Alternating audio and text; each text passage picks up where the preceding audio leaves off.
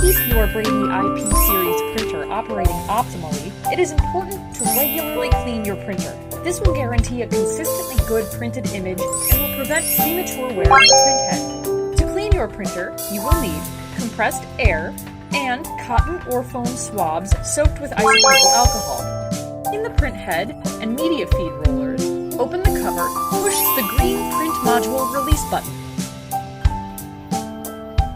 Lower the control panel. Use a pre-soaked swab to carefully rub the surface of the print head and the media feed rollers, being careful not to scratch the print head. Also, be sure to swab the media guides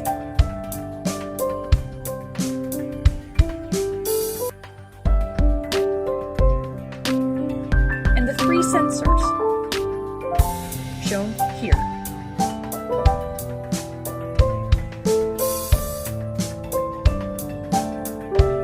Allow the printhead and media feed rollers to dry for about 2 to 3 minutes before restarting your printer and reloading your materials.